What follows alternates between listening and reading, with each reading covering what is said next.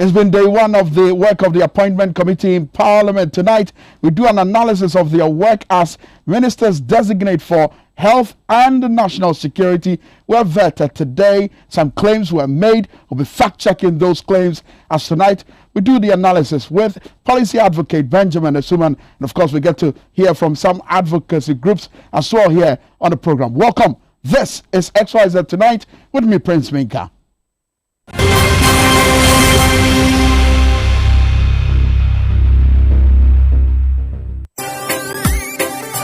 Kofi na saying habama to me saya dear bia and anka metina homa me yadie yakumie. Oh, madam, health alert clinic dear. Yadin habama any organic product in kwa and the saya dear. Be money or bar a won waya modene. Wonko health alert clinic. Health alert clinic dear. Say ye bema wintimi mwajumayi. Menstrual disorder, hypertension, and answer and no yadie STDs. Who will do some yadie bia. Ya better it at the amount. Was answer massaging, any physiotherapy, or more diagnostic machines. Eh, this is the pedium. Samsung ultra scan. Health alert organic shop on so honmua organic products and kwa and omoto honum. Shisha yetra kwai. Ewo Medina Post Office. Yewo First Atlantic Bank no echi honmua. Ewo Enkrai. Freying. Ewo 0242 518893 and now 0242 518865. Health alert clinic. Go Heba.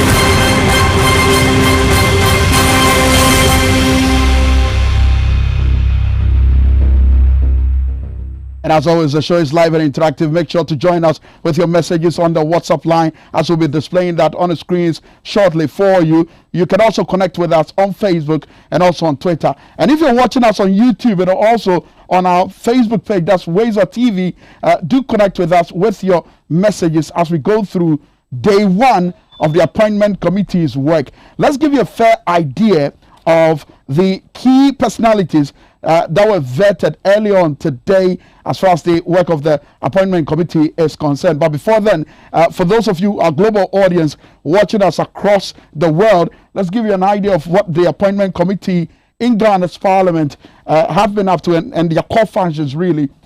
In terms of their core functions, the committee recommends to parliament for approval of persons nominated by the President of the Republic of Ghana for appointment as Minister of State, Deputy Ministers, members of the Council of State, the Chief Justice and other justices of the Supreme Court, and any other persons specified under the Constitution or under any other enactment. So their job is to vet and approve. And that's exactly what they began doing earlier today. Now, let's give you an idea of the key personalities who were being vetted today. We'll start with Minister Designate for Health, Kwekwajiman Menu. And as you may know, he's an honorable member of Parliament for the good people of Doma, of course, Doma Central Constituency, born in the Bunahafo region.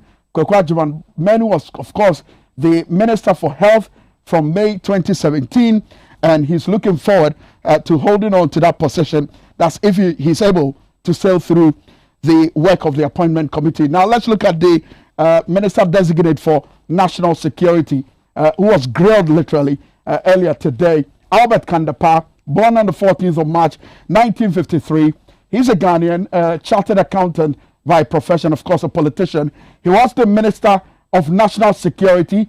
He was appointed by the President, Nana Addo Dankwa Akufo-Addo, on the 10th of January 2017. Honorable Albert Kandapa assumed that office 10 January 2017 as National Security Minister for the matter, and he was the Minister for the Interior from April 2006 and 2008. And as you know, he made key references to that earlier on when he was being vetted. Now, we're going to be going to some of the key issues that he raised, but let me just remind you that we're going to be having a conversation with Benjamin Asuman, who is a policy advocate. We'll also be fact-checking some of the claims that were made, especially by the health minister designate, Kwekwajiman Menu.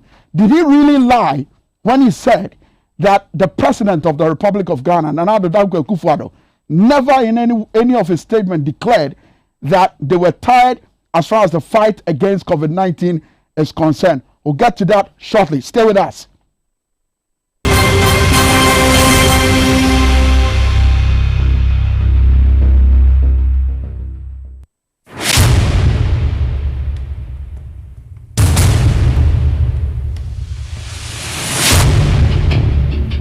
Every human body mass should have at least 60% water for optimal performance in any physical or mental exercise.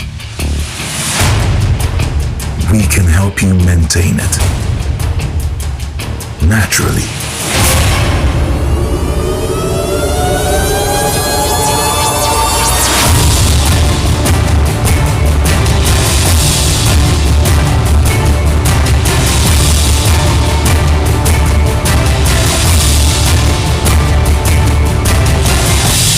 X Natural Mineral Water.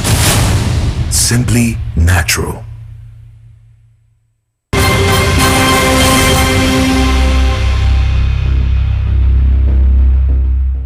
And let me just remind you that the discussion segment on the program is proudly brought to you by Health Alert Clinic. And Health Alert Clinic is a herbal clinic that provides services using herbal and organic products. Let me tell you where they are located. They are the Medina Post Office, just behind the First Atlantic Bank, here in the national capital of Ghana, Accra. Call Health Alert Clinic now on the numbers displayed there on your screens.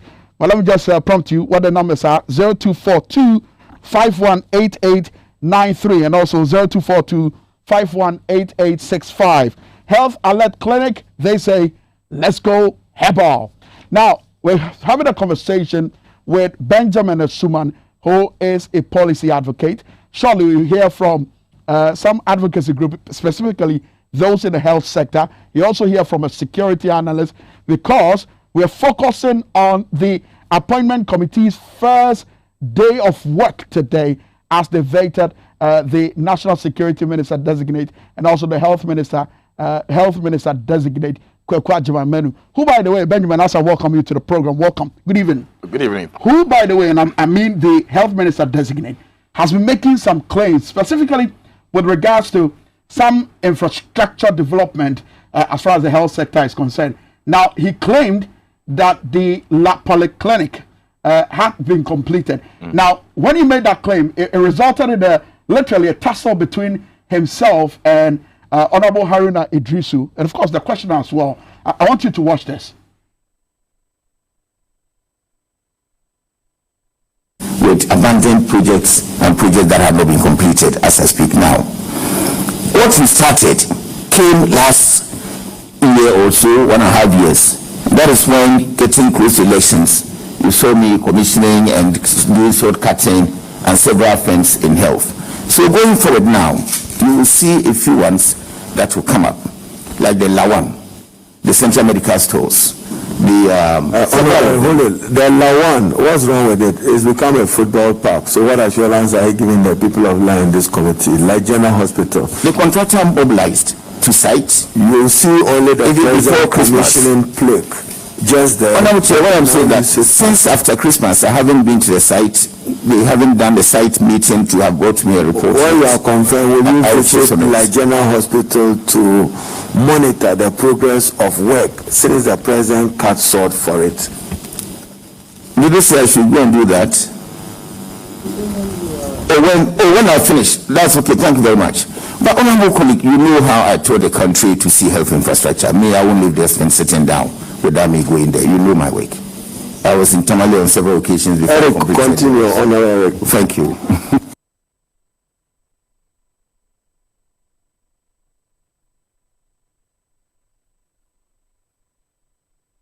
And that's Eric Opoku in that end shot there. Eric Opoku is a member of Parliament for Isnafo South constituency. He had a barrage of questions for the health minister designate. And of course, you saw him insisting that for him, he's always out and about checking on projects that's got to do with various health facilities. But remember, he indicated that construction had begun and that contractors were on the site as far as the General Hospital is concerned. So what I did earlier on, Benjamin, is that I moved with the team to the site which the health minister spoke about. And this is our way of fact-checking what he claimed earlier at the appointment committee. Watch this. Site that used to house the La General Hospital. And as you do remember, during the NDC administration, the upgrading was done. The La General Hospital is a center for a number of people that do come here for treatment. Now, since its upgrade, and of course the plans as far as the NDC administration was concerned was that beyond infrastructure, which is supposed to be seen on this particular piece of land that you see there in your shot, there was supposed to be the upgrade of equipment, modern equipment, that would also ensure that the facility is able to live up to expectation in terms of the upgrade. Now, just hours ago, the Minister Designate for Health, Kwakwa Jumamenu, told the Public Accounts Committee that the plan to ensure the construction of the modern General Hospital has started and that construction had begun. And so we decided to come just to see if indeed the construction has really begun. And as you can see there in your shot, that's a bare land with no contractor on site. Maybe these horses may pass as the contractors if you're to go by the words of the minister, which he disclosed at the Public Accounts Committee. Or probably the weeds that these horses are feeding on may pass as a canteen, or probably it may pass as the consulting room. So clearly this bare land, which some time ago, according to locals here, served as a football pitch, has not seen any form of development, and the construction is yet to see the light of day. But the plan is quite constant. The plans that the NDC administration had was that this facility, which used to house the General Hospital, will see a major facelift, and that includes the inclusion of modern equipment to meet the demands of the people within this community, and of course those who come from far and wide. A couple of people that I spoke to on the streets of Accra are livid and of course worried. Sure, he's lying because work is not going here. It's not going on here. And they just put on the fence wall. They raised the fence wall, and we asked them. They said it will be started by this year, early this year. But still, we've not gotten any idea about it. And we were here, and they came and told us they are come to pull it down and build a new hospital. But since they came, nothing we have not seen. Okay, so just as I informed your friend, the Minister Designate for Health, yeah, of course, I'll sit up. The Minister Designate for Health, moments ago, of course, hours ago, told the Public Accounts Committee that they have started construction. Are you shocked? Yeah, very shocked, because nothing is going on here. As you can see, there's nothing going on. So I was very shocked to hear he said that on TV. Nothing has been started here. As they started raising the wall, like, I was like, oh, okay, the government has started their work. So I was happy that, yeah, the work is going to be started very soon. But as time goes on, I see that the land is still, there, and there's nothing being started on the land. Because I'm a for be Juma say, also man Mohano, Munina Kufi, Munina Tifi. Oh, first night I'm moton, the Munina to Marco, or be a movie. So move by sinners and my former, almost so much not on Madi. Not I say, it's a more work to almost some bear. Not I say, I'll be almost as serious as me, will be transferred no more to be a man. It is an enemy catcher as a minister, no minister now. The Kufado as a pound and say, once I'm a health minister, no. So me catcher say, or call Public Account Committee, no, or car say, hospital, ya shall see is here. What's that? Oh, boy, for me, why? Why not boy? Oh, we shall see beer. We shall see beer. I say, only to furnish him poor, I'll make us some wish us. And that lady I spoke to said, it is Iwano, meaning there it is. Go and look at it for yourself. So we fact checked. Benjamin Asuman is here. He watched proceedings earlier on from Parliament as the appointment committee began their work. Benjamin Asuman, by the way, is a policy advocate. Benjamin, so let's start with that claim he made, and of course, what the people within the La community and its environs have been saying. What does that mean? Thank you, Prince.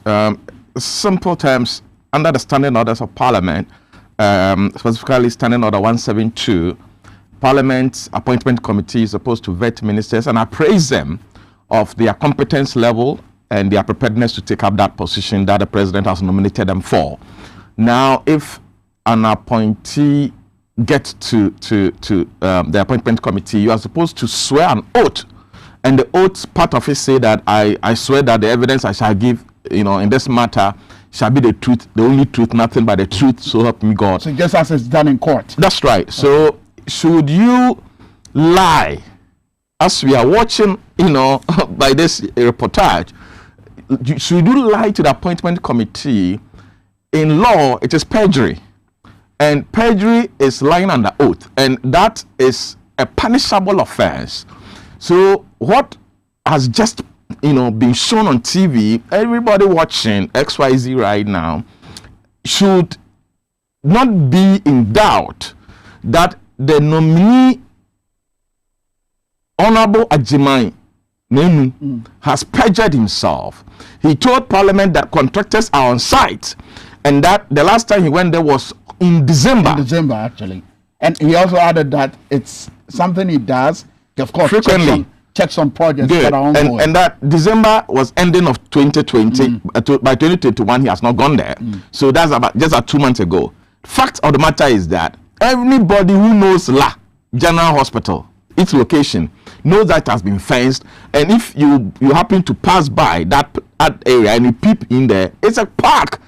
As proving here. So when the contractor moved to site, because when contractor moves to site, it means the contractor has moved with machines to site. So contractor has moved to site, and when the contractor moves with machines, you see the excavators, you see all the the cement mixers and all that, all the heavy equipment.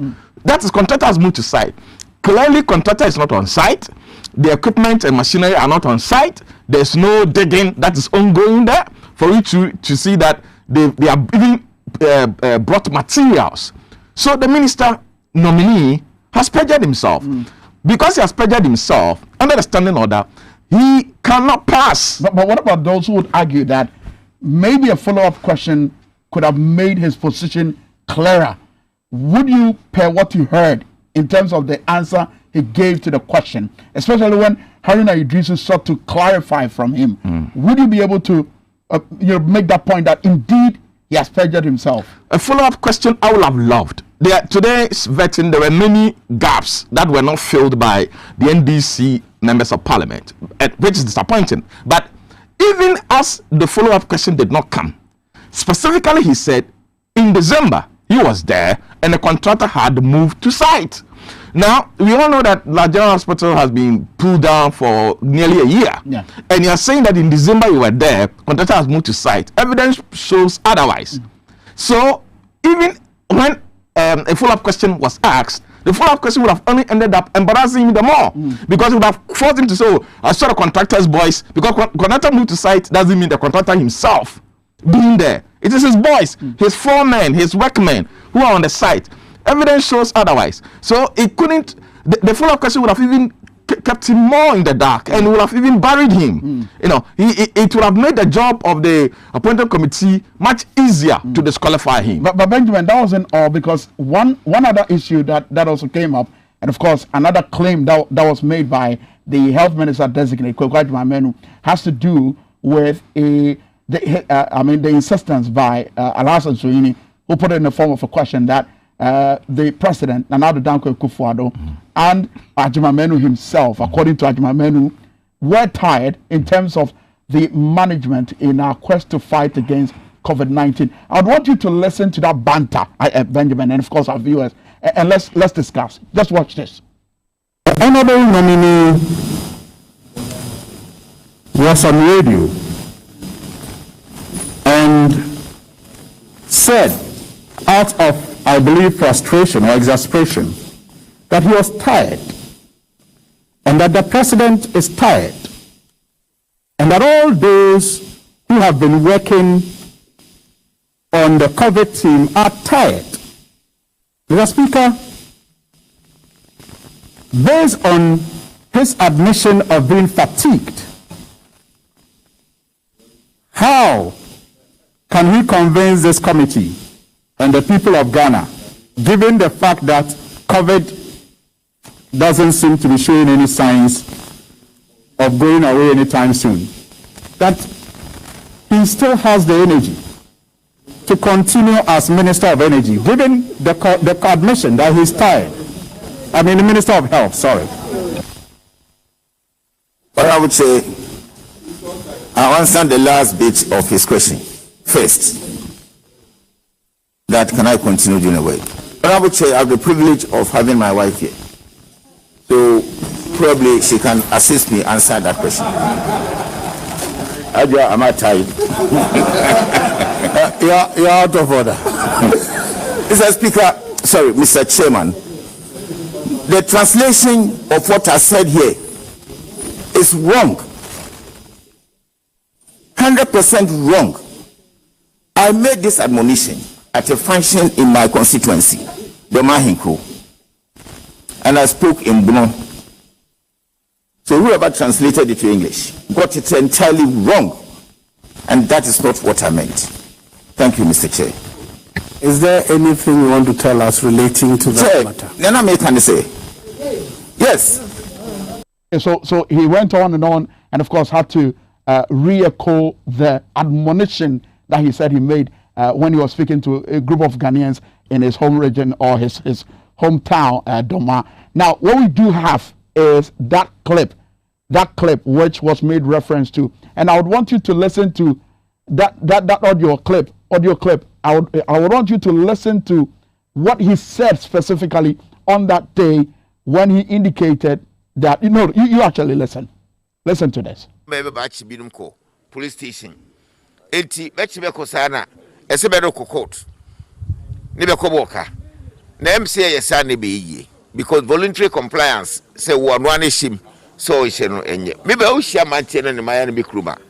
Ubi se o mask o hia na atuno botum na yi akire wo. Ni me banka se fa botum beche se wontimi sha atrafie. Mpia bontene mfa yare no emra nyina. Bam say kasachire no ne ncheche na yeye no mampanyini o him kana police for nchini pa no.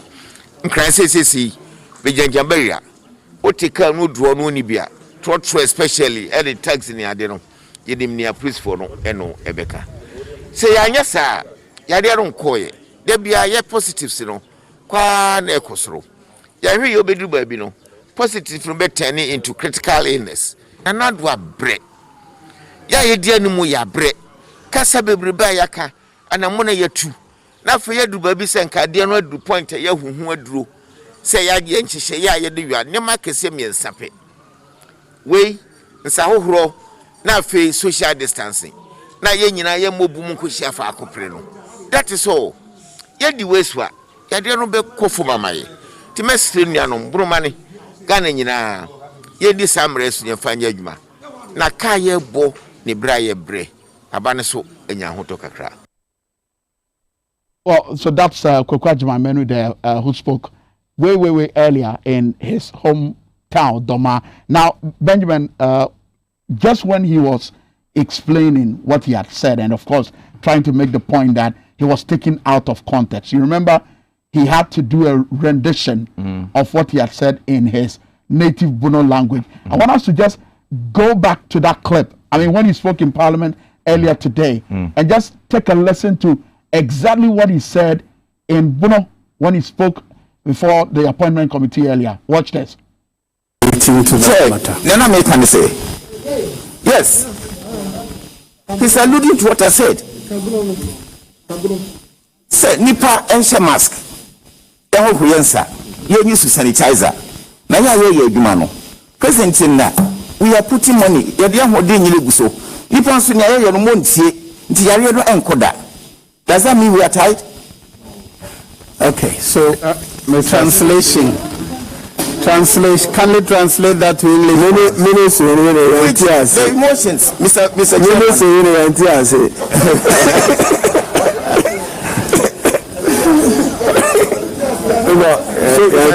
For me. Mr. Chair, Napo, it's unfortunate that this has come up here. But that was not what I meant. I was trying to tell people that they should have sympathy on those of us who are fighting the battle and listen to the admonitions we were putting into a public domain to adhere and comply with the protocols. That was all. Then a journalist who may not have gone up to a level that he should have reported properly, put this in there. I got the opportunity. Yes, I confronted the man who did that. That why do you misquote me in the language that, my people wouldn't easily understand? I was talking to Doma people. And I got opportunity, I didn't say it on radio, maybe let us correct that too. To tell them, when they published this one, I went there to try to deny the matter. That this is not my intention. This is not what I said. And it's unfortunate that my colleague is bringing this matter up here. So I think I've corrected the fact a little bit. I'm not tired. Well, okay, I've got a health advocate who's been on the line with us here on the program, Grace, who's been listening into the program. Of course, Benjamin is still here with us. I'll come to Benjamin shortly. And just getting on the line to speak to, that's Brett Emisa Nyako, who is the chairman of the NGO in Health. Brett, thank you very much for joining us on the program. You watched the appointment committee's work today, Brett. What do you make of what the health minister designate had to say in terms of the various answers he gave? Did he satisfy you in terms of your expectations? Yes, thank you very much, my brother, and good evening to your listeners and the viewers. Let me say it correctly. My name is Bright Emisanyakun. I heard you say Bright. I don't know. It's Bright Emisanyakun. So we go to the substantive issue. We will say it was satisfactory, but there were a lot of challenges with how he responded to some of the issues that were put before him. And we think we demanded a better answers to those issues than what he actually said. On the contrary, he also make other pronouncements that were good to our ears in reaffirming how he was going to treat other policies and then strategies moving forward. So to us, it was a satisfactory event. Factory, that's the verdict you will give. But what is taken out in terms of the issues that came out of the work of the appointment committee is what some say could be a possibility of a perjury situation when he made certain claims, which we have independently fact-checked, and it turned out to be a different situation. Now, I'm talking about the La General Hospital matter, and also the issue of COVID-19 management, when he spoke about the fact that it is untrue that claims have been made that he said that himself and the president, Nana Akufo-Addo, were tired in terms of the management of COVID-19. What do you make of this conversation, and what readings did you get out of it all?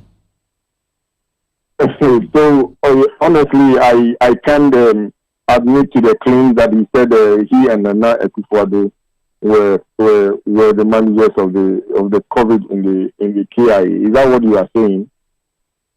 Said that in his native language. Bono, I'm sure you heard the clip. I mean, what we played to you. I'm sure you also listened to him when he did a rendition of what he claimed to, what he said. He said that the last time he spoke to the people of Doma. I'm sure you listened. What do you make of it?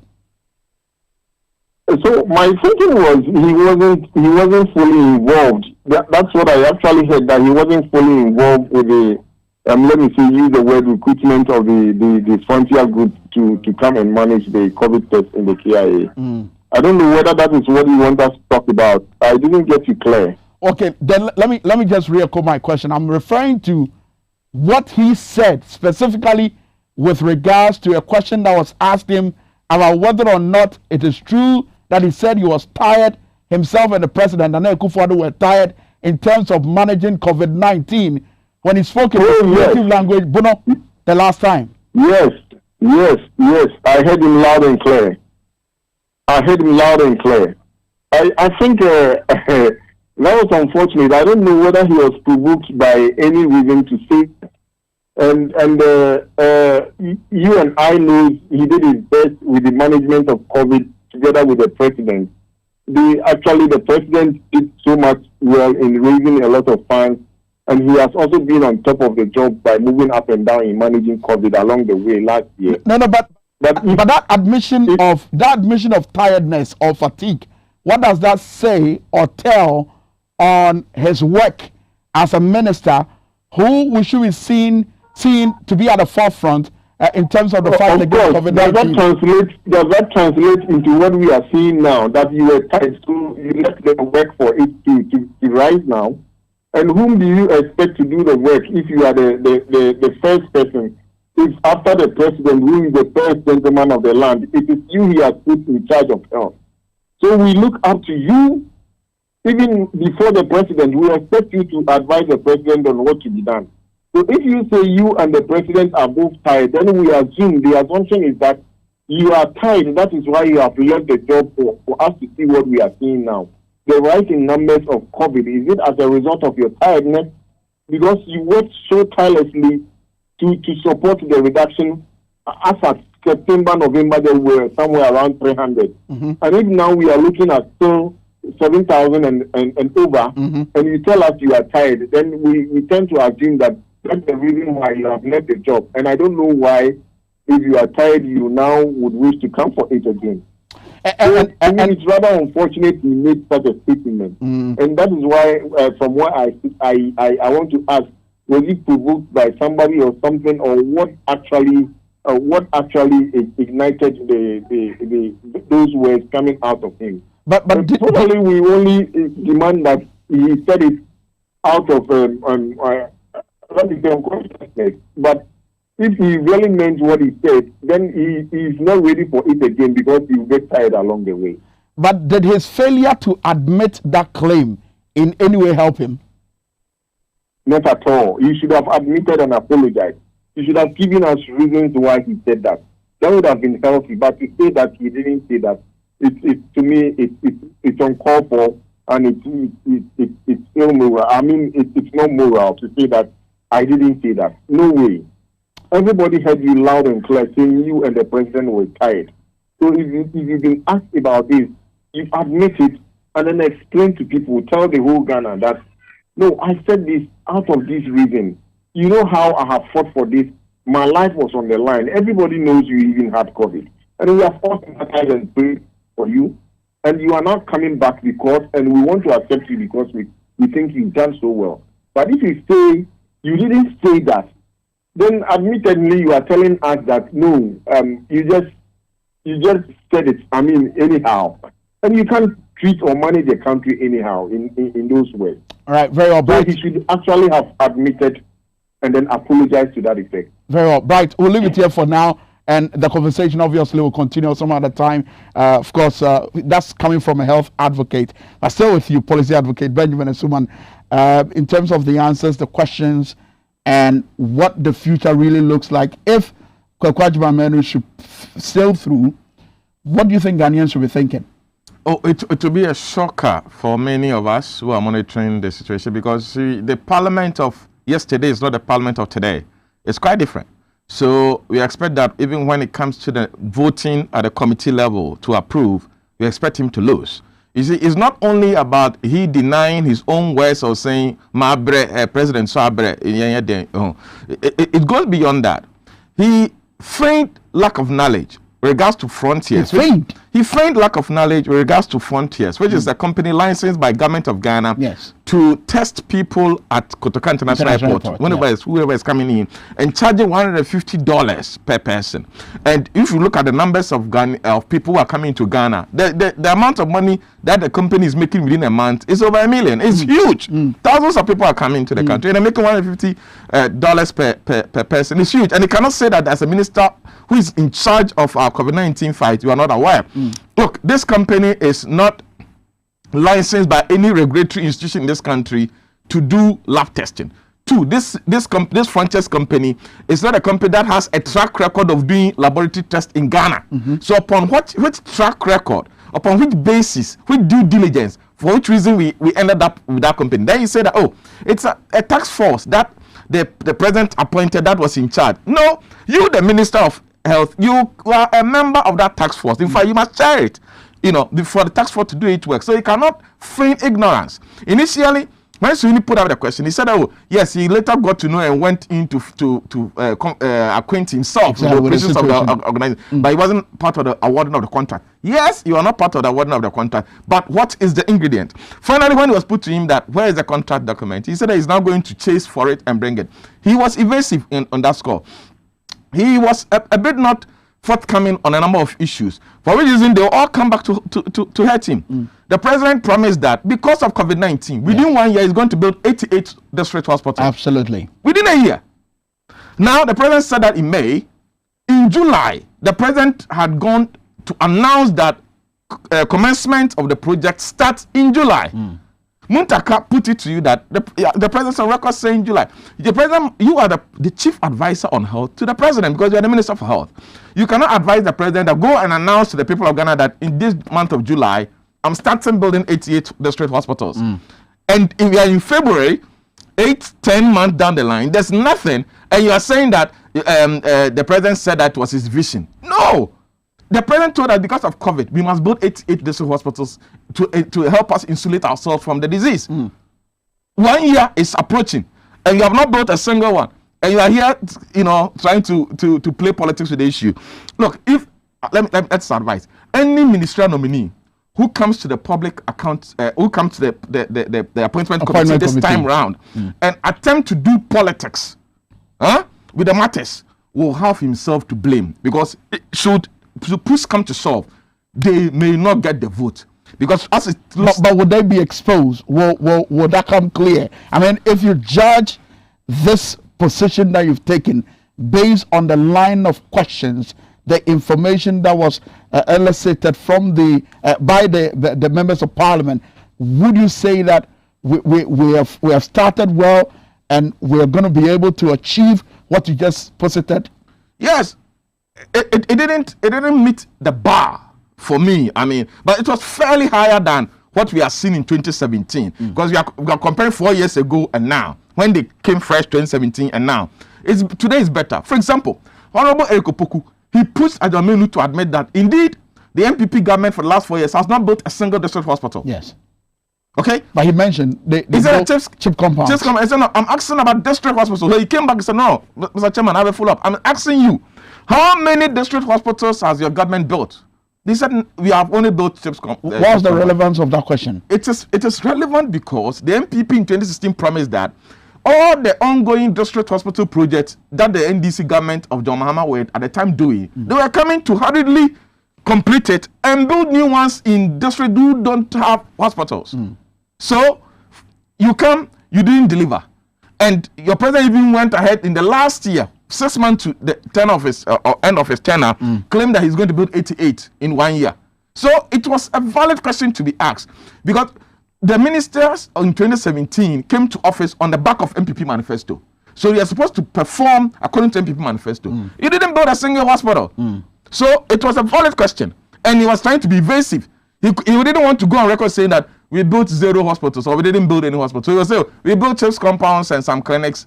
I said, that's not my question. My question is, how many district hospitals he built? He was trying to play politics. If he had committed himself to have mentioned that we built some district hospitals, that would have also been another grounds for perjury. Okay. And what was the relevance of his expertise in accounting that was being drawn in by one of the MPs as regard to a question that they asked about the Auditor General's report? What was the relevance of drawing in his experience as a basis of asking some of those questions? Yeah, some of those questions I thought that they were not the main reason for which we were meeting today. They were academic questions. You are asking him because he's a former chairman of the Public Accounts Committee in Parliament.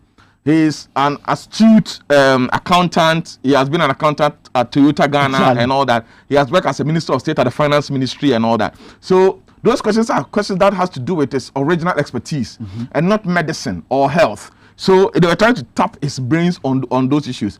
The issue here is that, look, the Supreme Court of Ghana has said that when the Auditor General comes to audit Mr. Prince Menka, because you're a public officer, and finds that some monies were supposed to go here, they have not gone here, they'll be stuck somewhere and all that stuff. Misapplied. They can surcharge you. Even before they finalize their report and take it to Parliament. And that is the bone of contention, that why don't you go to Parliament before Parliament will then say that, let's go and surcharge him. But the Supreme Court has given the Auditor General so much power that right now he can do that. That is the issue that they were trying to test their brains on, because if push come to shove and this Domlevo returns to office as the Auditor General, as he's intending to return, and he decides to pick that whip, many of these ministers will have to pay money before even the report comes to Parliament. And that's what they were testing their minds on. Let me just remind viewers that you're still watching Xyz Tonight here on TV XYZ and also on Xyz TV, live on YouTube, wherever you are. Make sure to subscribe. hit the subscribe button. Anytime we're on the air, you'll be notified so you can be a part of the conversation. Drop your comments on Facebook. We'll be sharing them with the rest of the world. We're looking at day one of the appointment committee's work as they vetted Minister Designate Health and, of course, National Security. Let's jump to the National Security Minister Designate, Albert Kandapaa, who also made certain claims, and he dropped the bombshell, especially when he indicated that what we saw on in terms of the leading up to the election of the Speaker of Parliament, that's the 7th of January, in terms of the military invading the Parliament House, was as a result of a command from one of the top military commanders, and he never supervised any such directive, or he never instructed anyone to do such a thing. For him, he was even surprised that something of that sort would happen, and indicated that the CDS was conducting an investigation. Did that settle the matter for you? It couldn't have. You see, in these matters, you follow the black spots. One, he said that somebody gave the command for the military men to soldiers to invade the floor of Parliament. That attack on Parliament was a desecration of the holiness of Parliament. Everything democratic as we have known that must be accorded the House of Parliament was being abused. It returned us quickly to the days of the military era, where military men can come to your house, whether you are with your wife, you are in bed, whatever it is, and say that we want you at Gunda Barracks. That was then. We are no longer there. So when you have military men going to Parliament House as if we are in Burma, where soldiers are parliamentarians, it cannot happen. Now, as huge as the crime is, this minister says that, yes, it happened. I was surprised, and that the commander gave the order. They asked him, what's the name of the commander? He said he has to go and check his books. It cannot be. He was only playing politics. Really? Come on. You cannot say that. It couldn't have escaped him. It couldn't be that because he's not fully in charge. He's not the substantive minister yet. Maybe he does not know. Is that not possible? They say that you cannot wake up a sleeping man. When a man is deliberately sleeping, a man who is deliberately sleeping, you cannot wake him up. Look, these soldiers went to Parliament House. Yes, they did. The same Parliament House has invited you as a nominee to come for interview. Yes. And you are saying that the Parliament House people will not ask you, why did you send soldiers to us? It was a question that was bound to come. So you should have even had as far. He's as surprised as you are. He can't be, because he knew. How did he prepare for the interview? How did he prepare for the vetting? You prepared that I'm going to Parliament, and your soldiers have gone to do this in Parliament. I'm telling you, he knows the soldier who gave the command. He knows where he is. He knows the state of investigation. What is the state of investigation? We all saw until we saw the faces of the soldiers.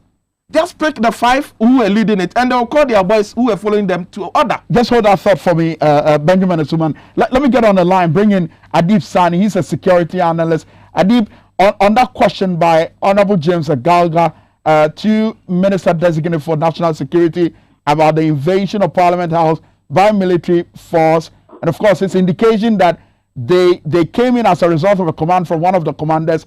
Did that in any way do the trick for you in terms of satisfaction? My brother, I'm laughing because it's so laughable, it's so disingenuous. It's an insult to the conscience of every single Ghanaian. For the National Security Minister to think that we wash our faces bottom up is something I find a serious play. We know, everybody knows, he knows that this call came from a higher authority. And for him to even say that, I feel is... You say you know? Adib, did you say you know? Everybody knows? Everybody knows, yes, everybody knows. Everybody knows that it wasn't the initiative of a military commander, okay? And for him to even say that in the first place is denigrating the military, trust me. And I feel it is so unfortunate because he wasn't even asked to mention the name. He couldn't mention the name because he knows he was not being truthful to the people of Ghana, for crying out loud. Why did he make it sound like it was the initiative of a commander? And, to further add insult to injury, he spoke about the fact that it was under investigation. Does it have to take 10 years or 15 years to investigate? The same National Security Minister nominee said they are still investigating the missing Galamsey. For crying out loud, how long should it take for such investigations to be carried out? You mean the missing excavators? We had the IGP talking about how Akumsen and that the issue is also still being investigated. That is always the trick. It's under investigation. It's under investigation forever. So I feel that his statement on the invasion of the chamber is quite unfortunate and should be condemned as such. But I wonder if you listen to the part Honorable Alasan Suhini mentioned by name, and that of Mr. Bonar, Adam Bonar. Yes. And you see, the nominee, the honorable nominee, was so composed throughout the sitting. However, when our names were mentioned, he became so interestingly agitated and so emotional, and in the end, he couldn't even answer the questions that were asked. Yes, indeed. In the past, we said he's not fit to be a national security minister because of this reason and that reason. And he started talking about the fact that people don't like his style and even questioned our credibility. For crying out loud, if anybody is going to question our credibility, it shouldn't be a chartered accountant turned security kapu. Question the credibility of persons who have been trained from the one to be actors in security. The same people, members of government or top officials of government called to seek their counsel on national security issues or the intentions of government towards certain policies that is in the interest of the state. Okay? And you see, that's the problem with these people. If you don't dance to their tune, then they start calling you all sorts of names. But today, trust me, let me criticize the other side, and you see the praises that would come my way. I think he was being too emotional, and as a national security minister, emotions should not be part of your dictionary whatsoever. And as I should ask specific questions, they said that yes, indeed, you are not fit because you couldn't preempt and prevent the Western Togolanders from taking over parts of the Volta region. You militarized the Volta region. The so-called national security operatives caused mayhem at Ayawasu West Wargon. And so many other issues. In the end, your man didn't answer them. He was now talking about the fact that high-profile cases have been closed. For crying out loud, J.B. Dankwa, has it been closed? Ameswale, has it been closed? Fenech Oche, has it been closed? Madam Josephine Gapo, has it been closed? What is he talking about? For crying out loud. In Ghana, on average basis, every single year, over 500 Ghanaians are killed. And the crime rate is going up and up. And I'm not conjecturing these figures. It is according to the Ghana Police Service. It is according to the U.S. Department of State. And these are online information. Anybody can go online and get this information. And according to the World Bank. So what are you telling me? That Ghana's security situation is improving? Give us a break. I find it so unfortunate. That is why I've always been quite vociferous. And I'll not stop at anything speaking truth to power. Honorable Kandapa is not fit to be National Security Minister of Ghana. And I'm saying this over and over and over again. He is not fit. And so for you, he shouldn't be approved at all? Absolutely not. Absolutely not. Let's leave it here. Thank you very much, Adib Sani. And let's see how it pans out, whether or not your expectations will be met by the end of the appointment committee's work. Adib Sani there, he's a security analyst. Benjamin, his position, do you agree with him? Kwame, no soldier in this republic can go to the Supreme Court of Ghana with boys or men with guns to go and order the judges to behave. No soldier on his own with his boys following him can walk into the House of Parliament to ask parliamentarians that they should behave or they will put the gun on them. So the order to that military person came from somebody who is in political authority higher above them. And it's about time that they come and tell us the truth and stop these lies. And I'm saying that these things are on camera, they're on TV. Okay, all television stations, including TVS, Xyz, were there showing us what was happening between the night of 6 January to the morning of 7 January. We all saw it. So you don't need investigation. You just need to know the number of people there. And then look, if the soldier and his boys had gone into the Jubilee House or the Flagstaff House and attempted to overthrow the president that night, do you think that by now they would be alive? Absolutely not. They would have been shot dead by now, and everything would have been. And so why are they pretending that they don't know him and that he's now had to go and look for his name in the file? And so that and the other issues you raised with regards to his temperament, are there enough grounds to reject him? Look, I'm referring to Kandapa. I'm talking about not his disposition. I'm looking more about his lies. One lie. He said that terrorists had attacked Burkina Faso, Mali, and all in Niger, and therefore they were protecting the borders of Ghana, and that's why they sent soldiers to the Volta region and all that. Have you heard of terrorism in Togo? No, not in recent time, I'm sure. No, I mean, when did we hear of terrorists having invaded and taken 1% of Togo? And yet, is Volta region on borders with Burkina Faso? Is Volta region not on border with Togo? So if there are no terrorist activities in Togo or on Togo soil, why do you put soldiers in Volta region? And so you say he lied? It was a complete lie, because based on your analysis or your readings. If you add 1 plus 1, it doesn't become 4. There are no terrorist activities in Togo border with Ghana. There are no terrorist activism in Togo, not in Benin. Okay, then they will cross over from Benin to Togo, then from Togo before they can enter Ghana. You put the soldiers there just for the sake of elections. But you come to Parliament Appointment Committee and you are being invasive and being political and lying, and you are national security minister who must be trusted. I'm disappointed in that. Okay, he went on and on and on. And these are not true. I expected the NDC MPs to have dealt a thunderbolt. How else could they have done it? I mean, when all these questions, I mean, all these issues that you're making your points or you're basing your points on were elicited by the same NDC MPs who you feel should have struck with a thunderbolt. The national security advisor, or here national security minister, or the person who is in charge of national security in the US will not be tracked by a young girl in video misbehaving himself and survive it. Fact.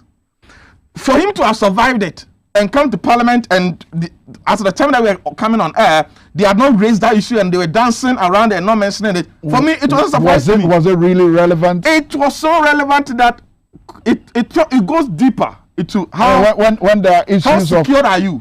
Well, if the Minister for National Security is not secured, is the President secured? Okay, is the President who is supposed to be laissez-faire, relaxed in some of these things, and the Minister of National Security say, "Hey, be watchful. Don't play around with girls. Be serious."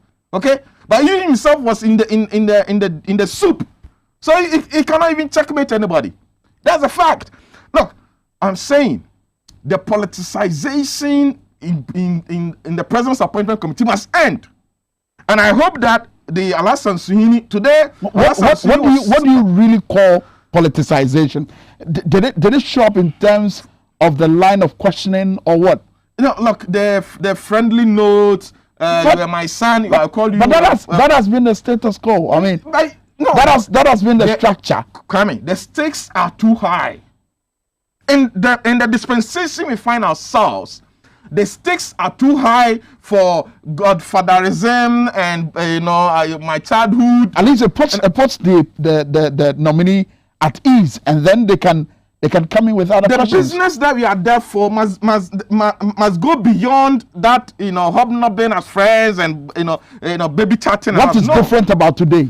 What is different about today is that we have gone through an era, unprecedented, where on election night people are being gunned down in Ghana, including polling agents of NDC have been shot dead in this country.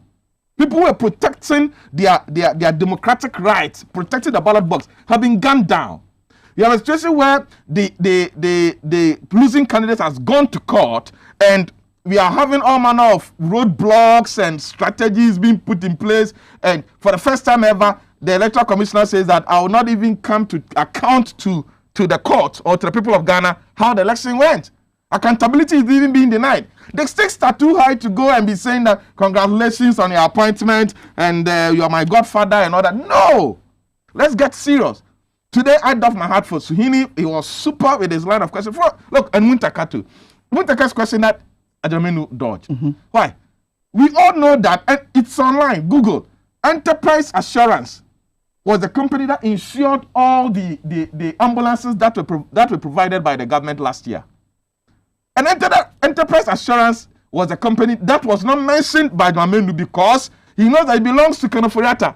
And so as soon as you confirm that it was Enterprise Assurance, it will open the Pandora box for people to now cash in that, oh really? Did you go through the, a process of selection? What was the procurement process? Where are the documents? And people begin to demand answers. So, oh, I don't know, I have to go and check and all that.